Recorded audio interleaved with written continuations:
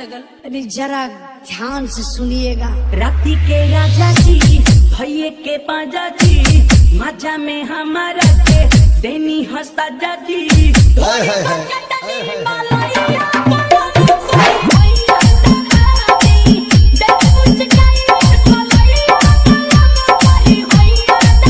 राती के राजा जी भैये के पाजा जी मजा में हमारा के देनी हस्ता जी।